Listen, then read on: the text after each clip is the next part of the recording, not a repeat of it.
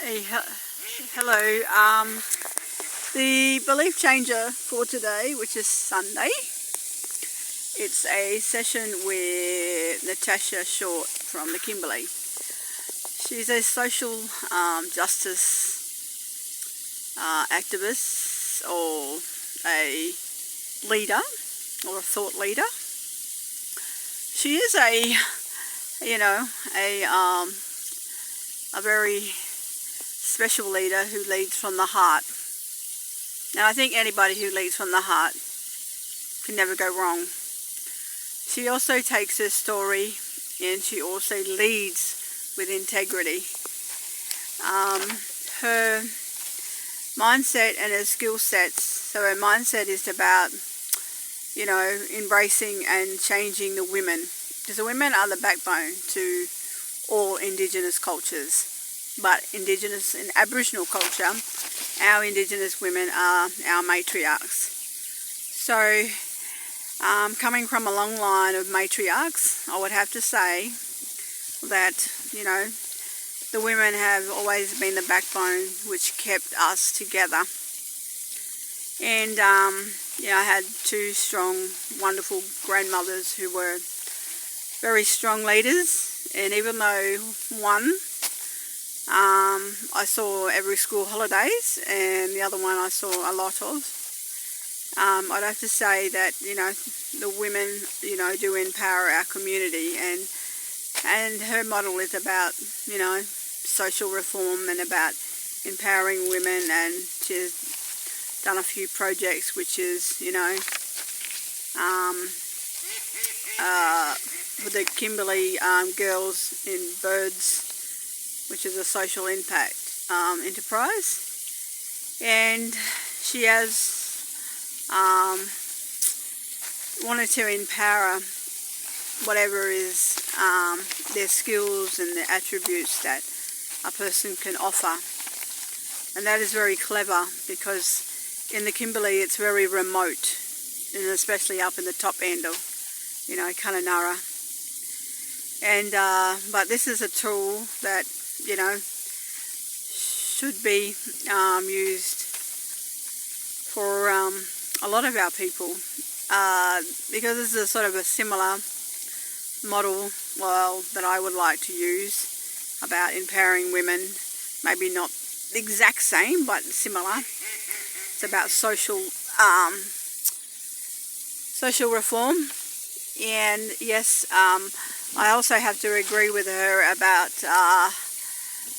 colonisation, because that's the same storyline that we carry, because colonisation happened in the 1700s when, Captain Cook came and put a flag on the ground and owned the country, and it became under the Commonwealth.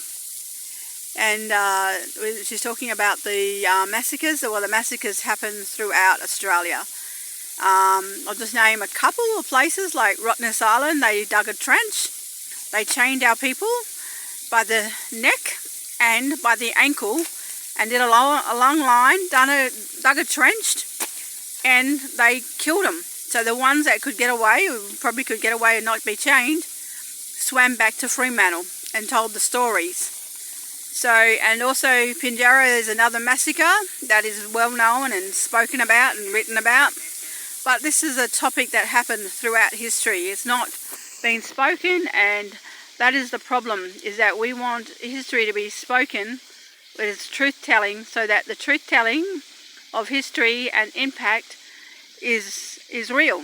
Because without it being real, there is no, we're starting from, we're starting from a history that is not the truth.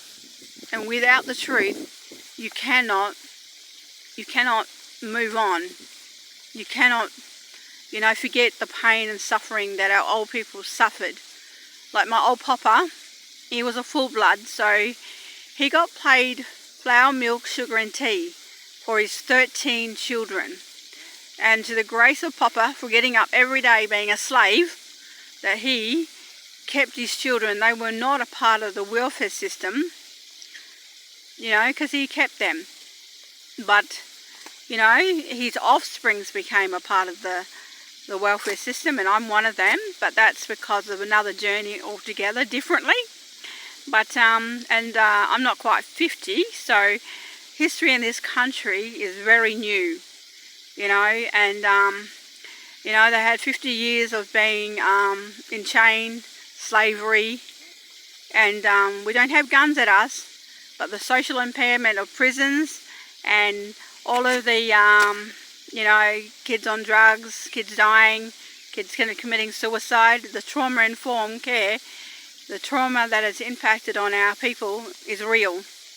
And until history and we start dealing with this, and our people are partakers in this trauma, they need to, you know, own it and walk with it and start stepping up, because you cannot heal until you start believing that you are more than that trauma. And I've walked all those journeys, and I would say those journeys made me who I am today, and I would like to help someone who has walked my journey, because I want to help them know that they are worthy of more. I've trained daughters. My daughter's a nurse.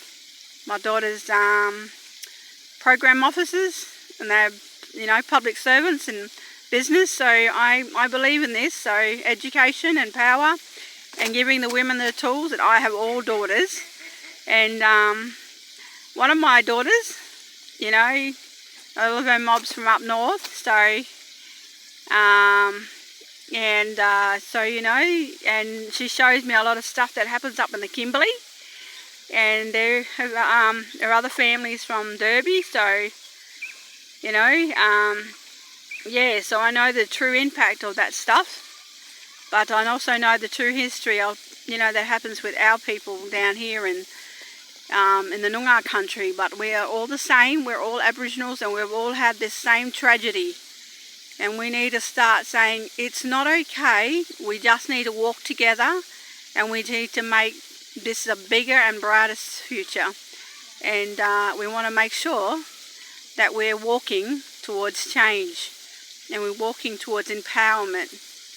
Because education is the tool, education is the gain, education and togetherness as a unified community, not by authority, by unity, that we can walk together and make Australia a better place with true history.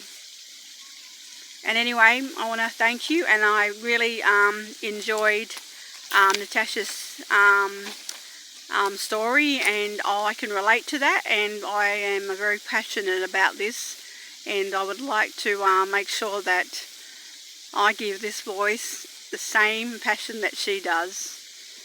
And I'm a little bit younger, but my heart is, I speak from my heart, and I want to help my people get stronger and believe that there is a better place, and they belong in this place, and this is their homeland, and they are equal and born equal, and they need to know that they are all deadly.